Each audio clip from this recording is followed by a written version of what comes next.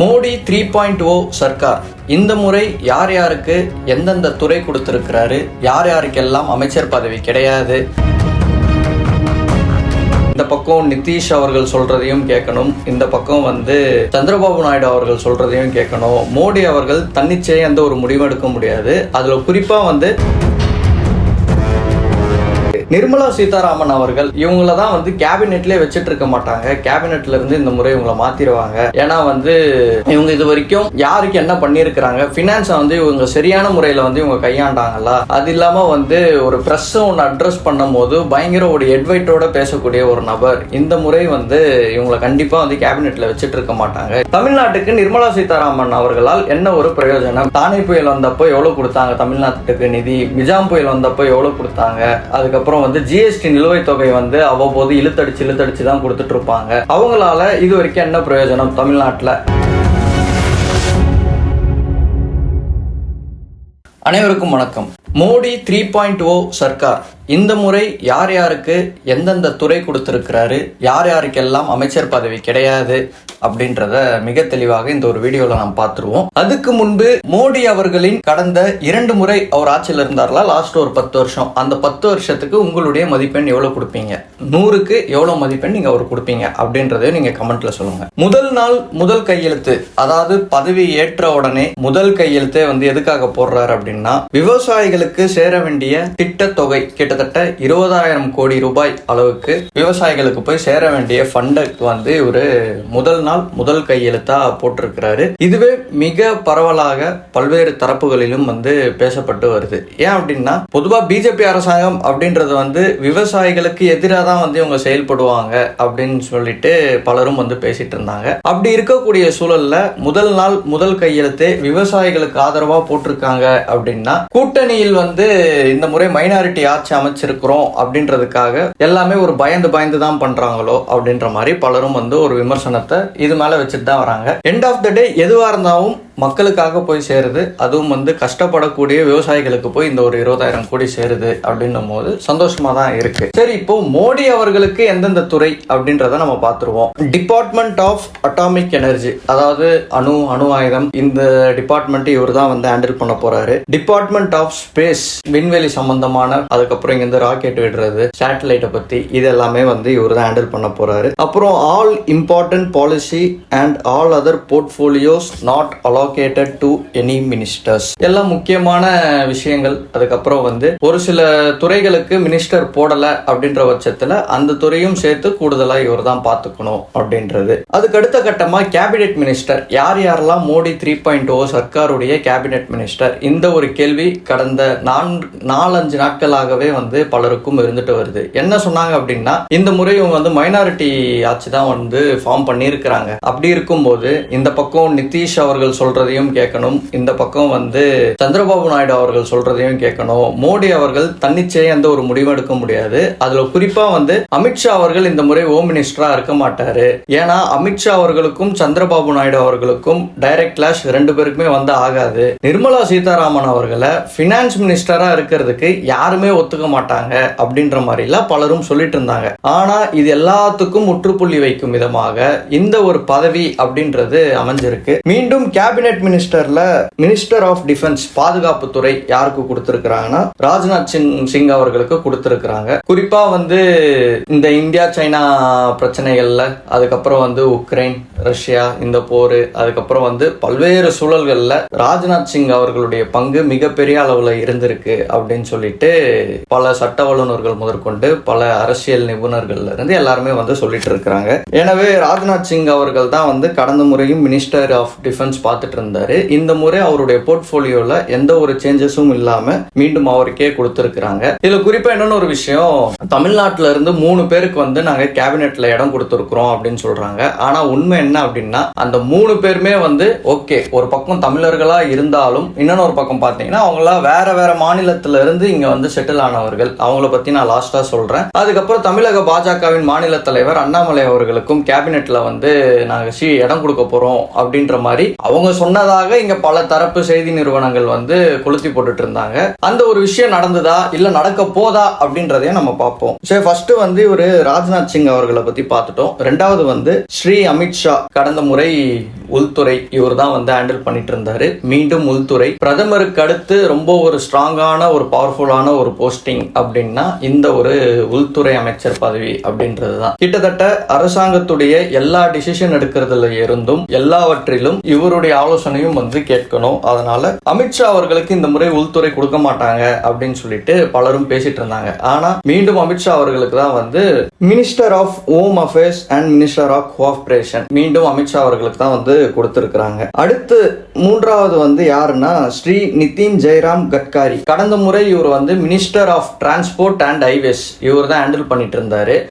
இன்னும் ஒரு கட்டம் மேல வந்து சொல்லணும் அப்படின்னா மோடி அவர்கள் இந்த முறை பிரதமராகவே இருக்க மாட்டாரு, பிஎம் கேண்டிடேட்டே மாத்துவாங்க. சரி, அப்படி பிஎம் கேண்டிடேட் மாத்துறாங்கன்னா அடுத்து அந்த பட்டியல்ல யார் இருக்கா அப்படின்னு பார்க்கும்போது ஒரு 4-5 நபர்களுடைய பெயர் வந்து அடிபட்டது. அதுல நிதின் கட்காரி இவருடைய பெயரும் ஒண்ணு. ஏன்னா இவர் வந்து RSS உடைய ஒரு தீவிர ஒரு ஃபேனு. அதனால வந்து கண்டிப்பா வந்து RSS வந்து இவரை ரெக்கமெண்ட் பண்ணுவாங்க பிஎம் கேண்டிடேட்டுக்கு அப்படின்ற மாதிரிலாம் பலரும் சொல்லிட்டு இருந்தாங்க. கிட்டத்தட்ட மோடி, அமித்ஷா இந்த வரிசையில பாத்தீங்கன்னா நிதின் கட்காரியுடைய பெயர் தான் வந்து 3வதுல வரும். அதனால இவரு கூட வந்து பிரதமர் வேட்பாளர் கொடுத்தா ஆச்சரியப்பட ஒண்ணு இல்லைங்க அப்படின்ற மாதிரி சொல்லிட்டு இருந்தாங்க. நிதின் கட்காரிக்கு இந்த முறை பாத்தீங்கன்னா minister off road transport and highways இவருக்கு கொடுத்திருக்காங்க. கடந்த முறை என்ன போர்ட்ஃபோலியோ ஹேண்டில் பண்ணாரோ அதே போர்ட்ஃபோலியோ தான் இந்த முறையும் வந்து இவருக்கு கொடுக்கப்பட்டிருக்கு. அடுத்து ஸ்ரீ ஜெகத் பிரகாஷ் நட்டா, யாரும் கிடையாது, ஜேபி நட்டா.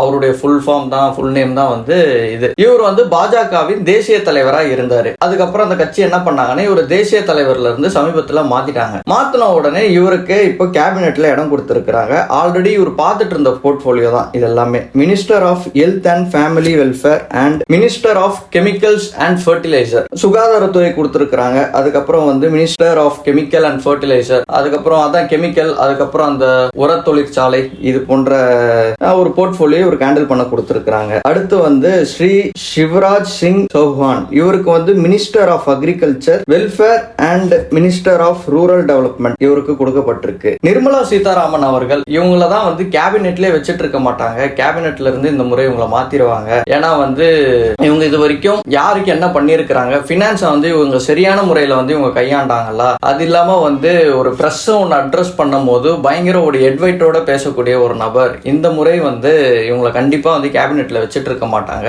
இவங்களால கடந்த முறை ஆட்சியில பல கெட்ட பேர் ஒன்று ஏற்பட்டது அப்படின்ற மாதிரி எல்லாம் இங்க இருக்கக்கூடிய திமுகவும் காங்கிரஸும் வேறு சில கட்சியை சேர்ந்தவர்களும் வந்து கொளுத்தி தினமும் போட்டுட்டு இருந்தாங்க. ஆனா அதெல்லாம் கிடையாதுங்க. இந்த முறை திரும்பவும் அவங்க தான் வந்து பினான்ஸ் மினிஸ்டர் அப்படின்னு சொல்லிட்டு மீண்டும் அவங்களுக்கு தான் வந்து மினிஸ்ட்ரி ஆஃப் பினான்ஸ் வந்து கொடுத்திருக்கிறாங்க. அடுத்தது வந்து இதுவும் ஒரு முக்கியமான ஒரு portfolio, minister of external affair, வெளியுறவுத்துறை அமைச்சகம். இதை வந்து யாரு கொடுத்திருக்கிறாங்கன்னா சுப்பிரமணியம் ஜெய்சங்கர் அவர்கள். ஆல்ரெடி இவர் தான் வந்து பார்த்துட்டு இருந்தாரு எப்படி வந்து ஒரு அரசாங்கத்துக்கு minister of defence, minister of home affair, minister of road transport இது எல்லாமே முக்கியமோ அதே மாதிரி தான் மினிஸ்டர் ஆஃப் எக்ஸ்டர்னல் அஃபேர் அப்படின்றதும் ஒரு அரசாங்கத்துக்கு மிக முக்கியமான ஒரு துறை. மீண்டும் அந்த துறையை வந்து ஜெய்சங்கர் அவர்களுக்கு கொடுத்திருக்கிறாங்க. இதுல இன்னொரு ஒரு விஷயம் என்ன அப்படின்னா ஜெய்சங்கர் அவர்கள் வந்து தமிழ்நாட்டை சேர்ந்தவர் அப்படின்னு சொல்லிட்டு பலரும் சொல்றாங்க. ஆனா உண்மை என்ன அப்படின்னா இவர் வேற மாநிலத்தில் இருந்தாரு. இவர் செட்டில் வந்து இங்க வந்து செட்டில் கூட ஆகல, இங்க வந்து கொஞ்ச நாள் இருந்தார், அவ்வளவுதான் தமிழ்நாட்டுல. அதுக்கே வந்து இவரை வந்து தமிழ்நாட்டை சார்ந்தவர் அப்படின்னு சொல்லிட்டு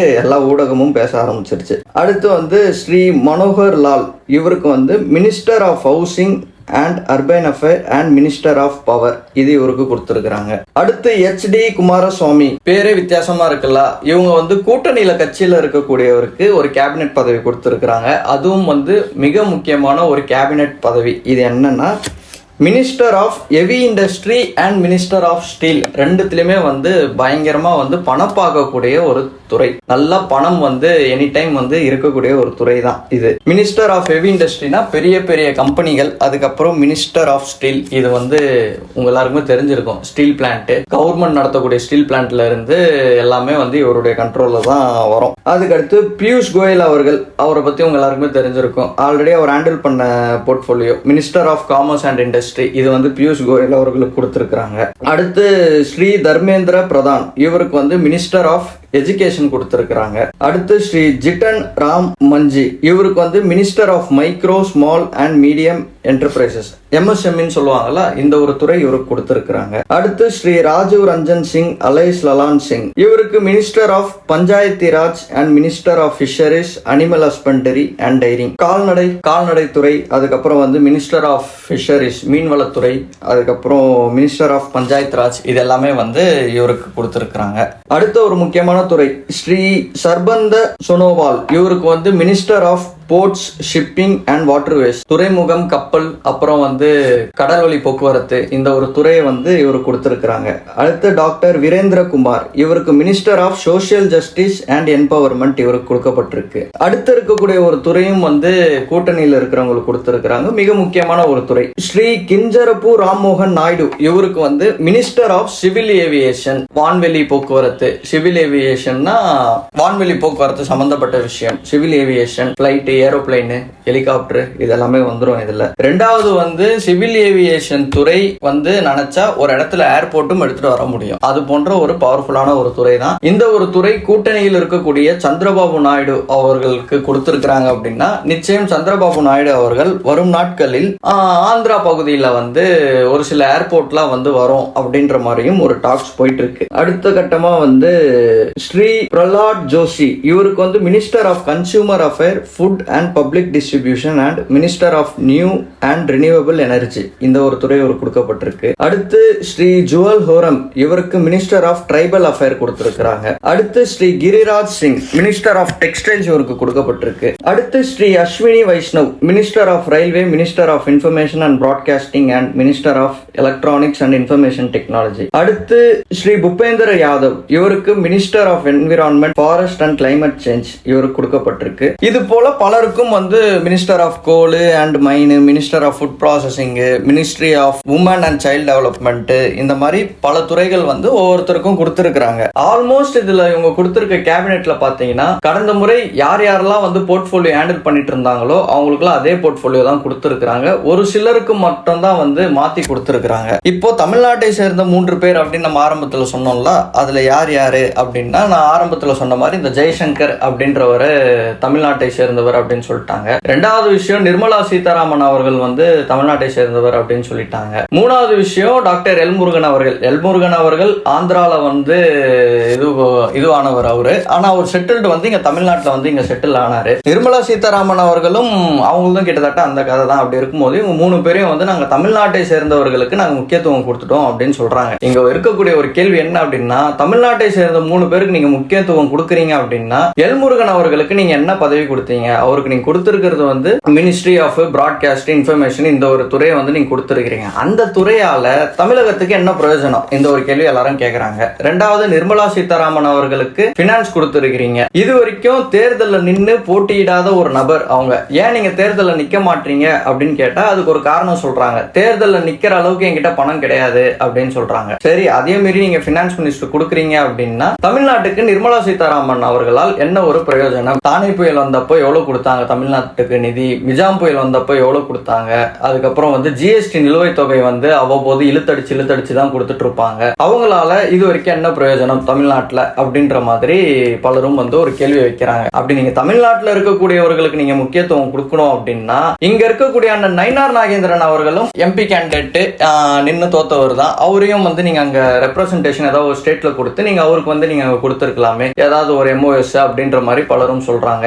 நயினார் நாகேந்திரன் அவர்கள் வேணாம் அப்படின்னா அக்கா வானதி ஸ்ரீனிவாசன் அவர்கள் இருக்கிறாங்க, அண்ணன் அண்ணாமலை அவர்கள் இருக்கிறாரு, பாஜகவின் மாநில தலைவர் அண்ணன் அண்ணாமலை அவர்கள். சரி, அண்ணாமலை அவர்கள் வந்து இங்க மாநில தலைவரா கண்டினியூ ஆகட்டும், அவர் வேணாங்க அப்படின்னா வேற யாருமே கிடையாதா உங்களுக்கு தமிழ்நாட்டுல பாஜகவில் இருக்கக்கூடியவர்கள்? மீண்டும் ஏன் இவங்களுக்கு மட்டுமே ஒரு வாய்ப்பு கொடுக்குறீங்க? வேற யாருக்காவது கொடுங்க அப்படின்ற மாதிரி தமிழ்நாட்டில் இருக்கக்கூடிய பலரும் வந்து இதை ஒரு கேள்வியா வைக்கிறாங்க. தமிழ்நாட்டு பாஜகவை சேர்ந்தவர்களும் இந்த ஒரு கேள்வியை முன் வச்சுட்டு தான் இருக்கிறாங்க. சோ பொறுத்திருந்து பார்ப்போம் அடுத்தடுத்து வந்து என்ன நடக்க போகுது. இந்த ஒரு ஆட்சி அப்படின்றது மைனாரிட்டி கவர்மெண்ட்ல ஃபார்ம் ஆயிருக்கு. பலரும் என்ன சொல்றாங்கன்னா ஆட்சி 3 மாசம் தாங்கிறதே கஷ்டங்க அப்படின்னு சொல்றாங்க. பொறுத்திருந்து பார்ப்போம் அடுத்து என்ன நடக்க போகுது அப்படின்றத. நன்றி, வணக்கம்.